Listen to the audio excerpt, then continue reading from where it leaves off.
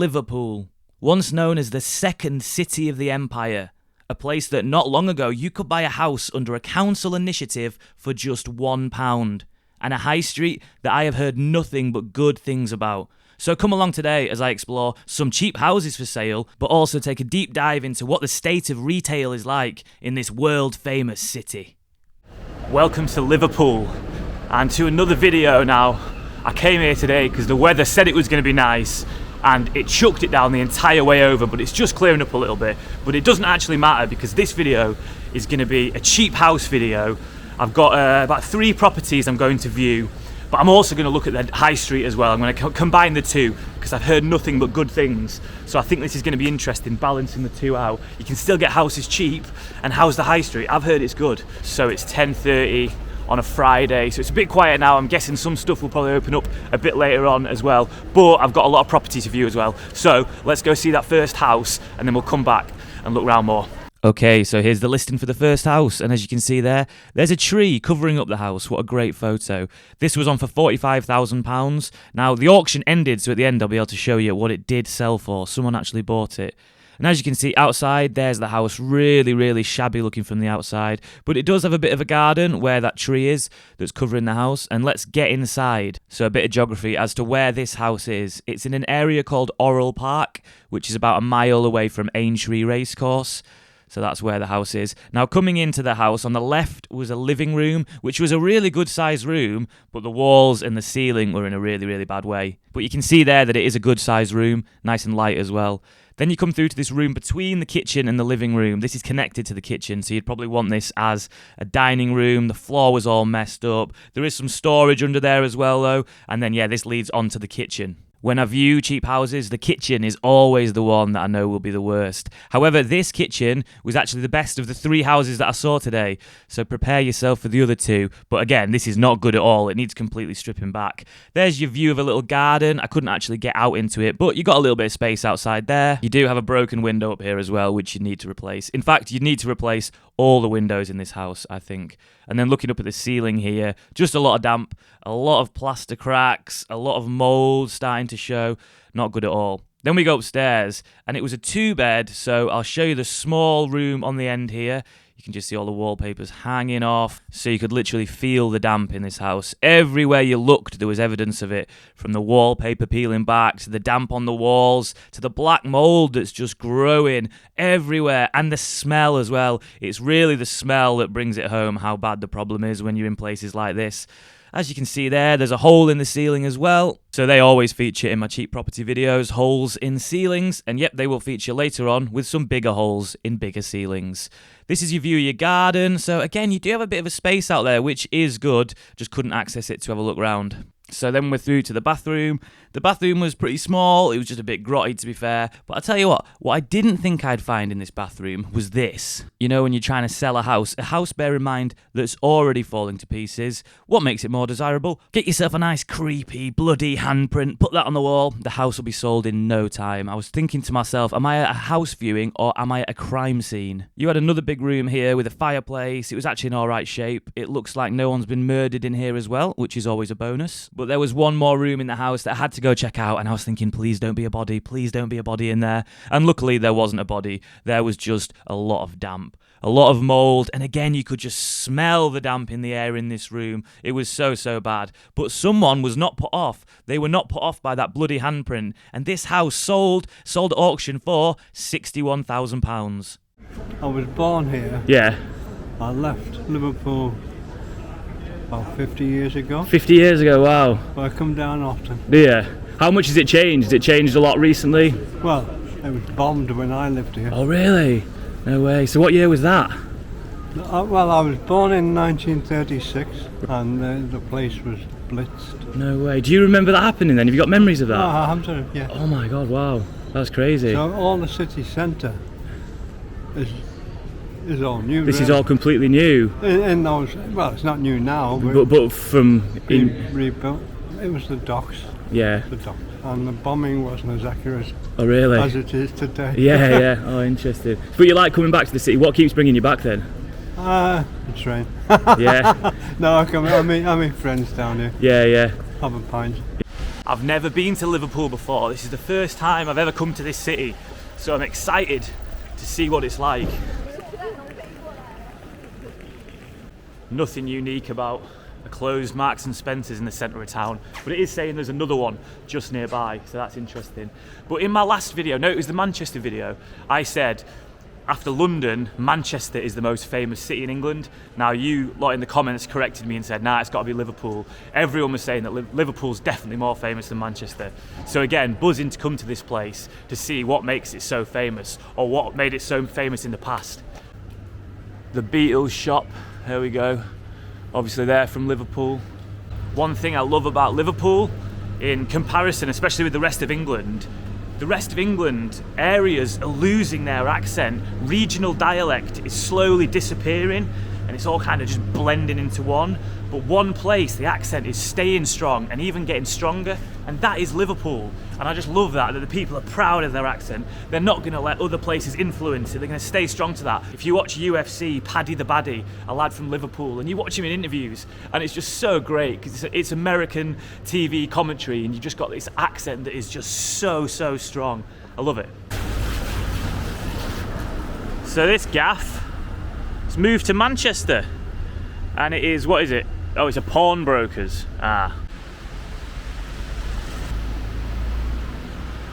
That's really interesting because just down there was a pawnbrokers that is to let, and then there's a betting shop, Stanley Bet, which is also closed, it says, to let.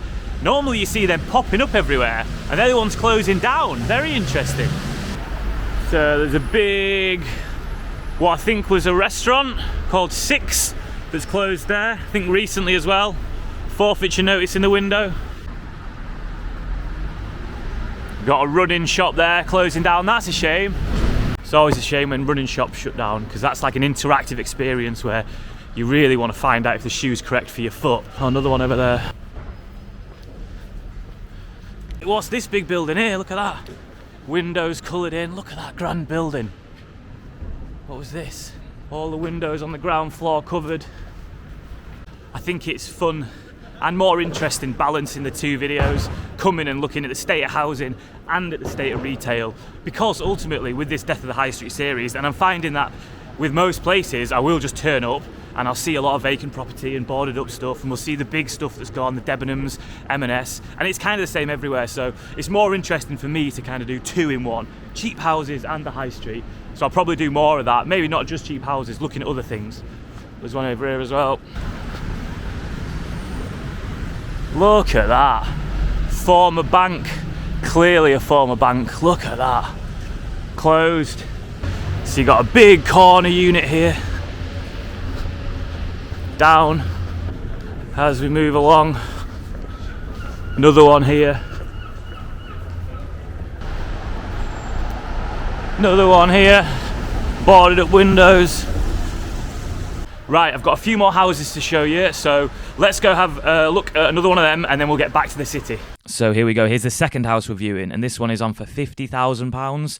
Now this house is in the same kind of area as the last one. It was about a 5-minute walk from the last house. So let's go have a look inside. You've got your living room on your left as you come in again. And this room actually felt alright. The walls were alright. The ceiling was fine. Out of all the rooms in the house, that was definitely the best. Then you came through to this joining room. Interestingly, this house had a very similar layout to the last house. And in this room, you could see that the walls were starting to get a bit worse. There was damp, there was a bit of black mould. Now, the ceiling was actually all right. That bit looked fine, but I could sense something was coming in the kitchen. And just look at this. A giant pile of rubble on the floor that can only have come from one place. But let's have a quick look around the kitchen first, before revealing the big hole in the ceiling that I was telling you about. Look at that. So I assumed that that was from the bathroom above, and I guess there'd been a leak in the bathroom. But just look at the size of that. So much damage there. Now, there was a good garden here, a nice little garden space outside. From the outside, looks like a lovely little terraced house, doesn't it? But back inside, and again, just this ceiling in the kitchen is totally trashed. This is the worst ceiling I've ever... Actually, no, the second worst ceiling. I've seen one ceiling worse than that. So then I was walking upstairs and I just knew I'd find a bathroom at some point that would not be safe to walk into. But I came to this little room on the end first where you wouldn't fit a double bed in here. You'd get a single in, but the room itself, yeah, a lot of black mould, damp on the walls. Nice view out there though, you got that green space outside. But yeah, so much black mould all over this room and the house in general. But yeah, I've had so many people commenting on my videos who know a lot more about building than I do, and they say, you see black mould, avoid buying.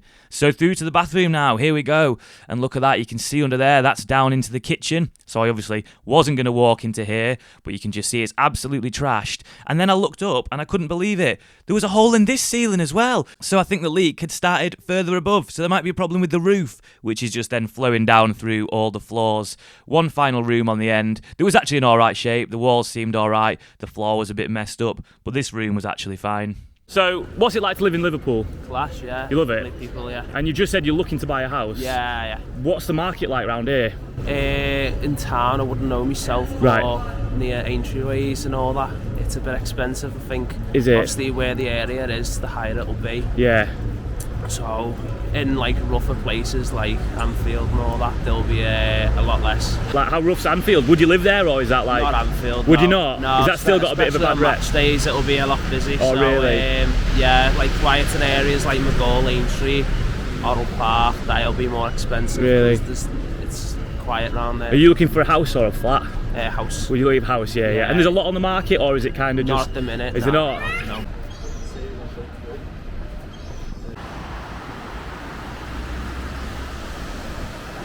Wow, the buildings round here, down by the docks, are incredible. I mean, they are insane. The scale and the grandeur of them is just incredible. And you know where the money that built those buildings came from, right? It came from here, the docks. Yeah, so it was down here on the River Mersey and the docks where all the wealth that built all that came from ships, trade and slaves.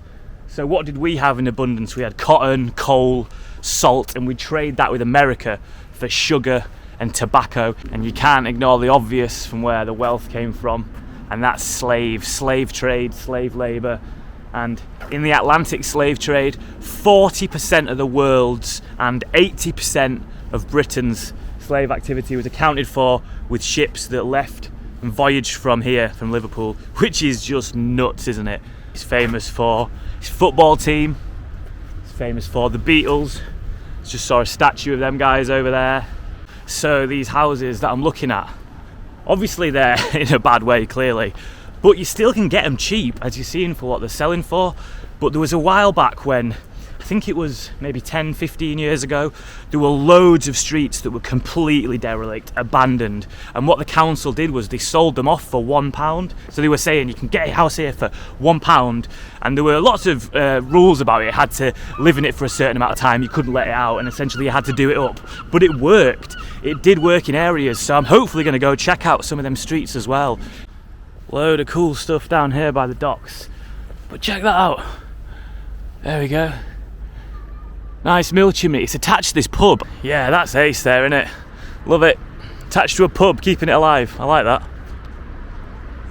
Absolutely massive canal docking point there. Look at that.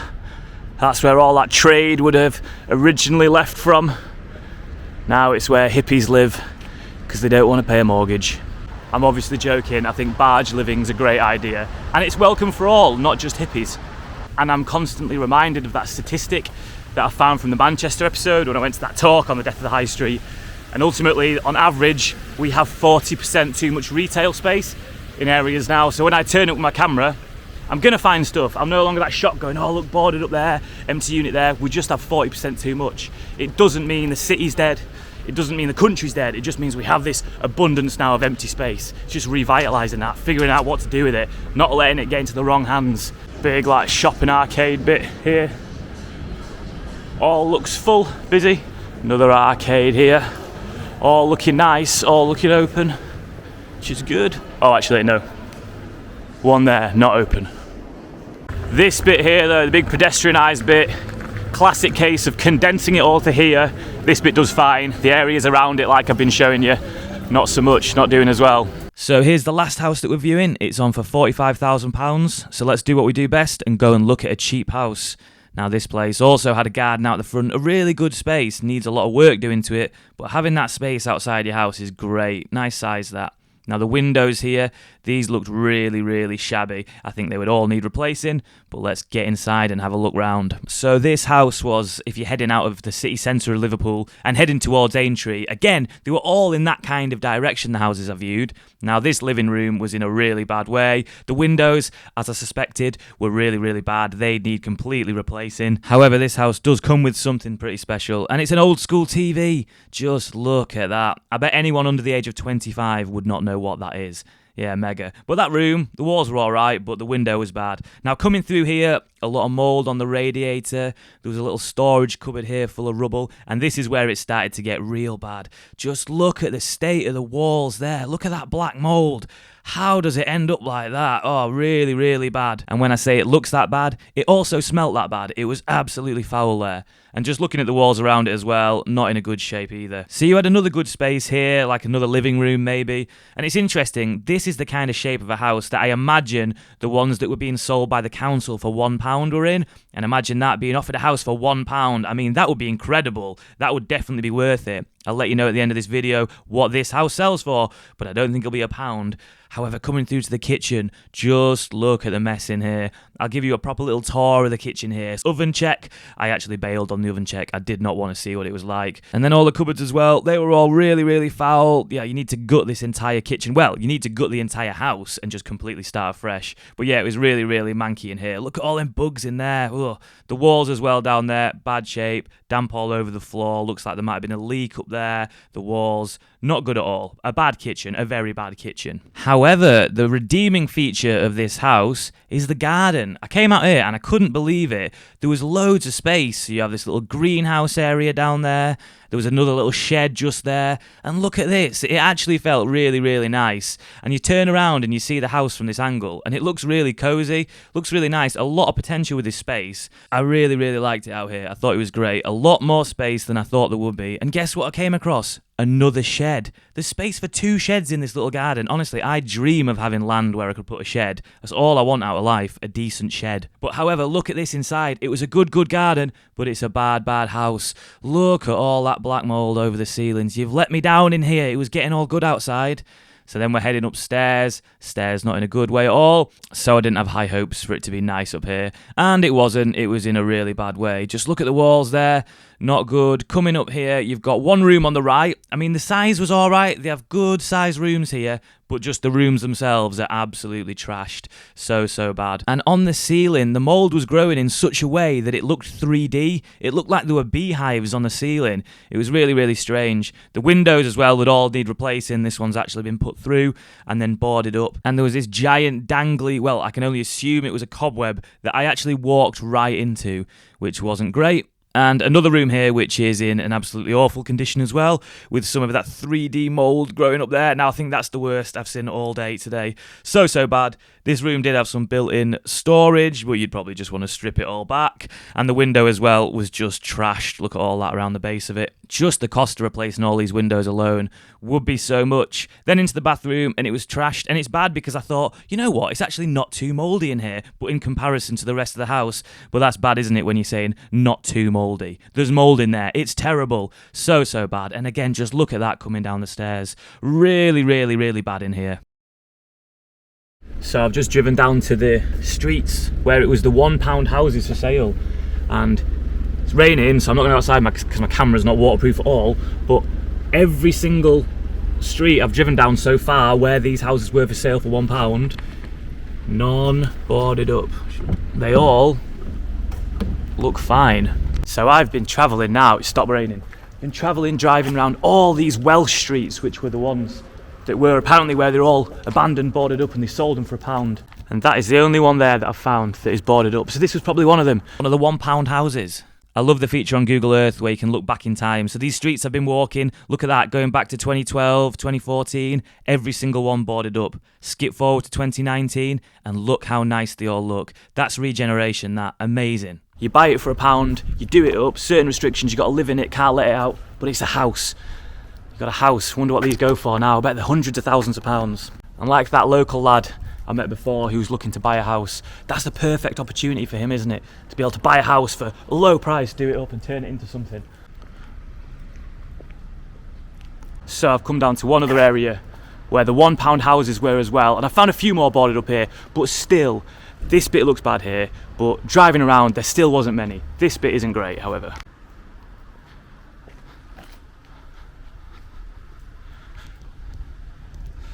So you can assume these here are the ones that were like the £1 houses for sale, still waiting, wondering what's going on with them. So there's a lot in a row here, to be fair. But all around it, nice terraced houses. So it only takes the right person to come in, buy one of them, do it up, goes from a house being worth nothing to actually being worth something very quickly. All you need is a bit of skill, a little bit of money, you can do one of these up, you got yourself a house. Just a couple more there as well. But it is all confined to this one area, really. It really is. So there we go, what an interesting day out in Liverpool. Just a few final thoughts. Clearly that £1 house scheme worked in those areas because the regeneration just looked amazing. That was ace. Some of those houses that I saw, well, all of them were terrible, weren't they? They were really, really bad. And one went for over £100,000. So that's a problem because then you've got to spend maybe another £100,000 on it to get it up to scratch again. And the high street itself, it was interesting because out of all the high streets I've been to, I think that is definitely the best that I have seen. Not saying it didn't have its problem, there still was boarded up shops, there was retail units to let, and I think the worst is when you see those big old buildings, those beautiful structures like that bank that I saw that's to let. You just want to see life in those buildings, don't you? But on the whole, a really interesting and surprising look at the high street. I think there's a lot we can learn from Liverpool, but the main takeaway was the people. The people were so ace. Now, I got chatting to so many people. Not everyone wants to be on film, I totally get that, but everyone was up for a chat, telling me about their lives, telling me about housing, telling me about the city. It was amazing. So yeah, I'm definitely going to be back to Liverpool.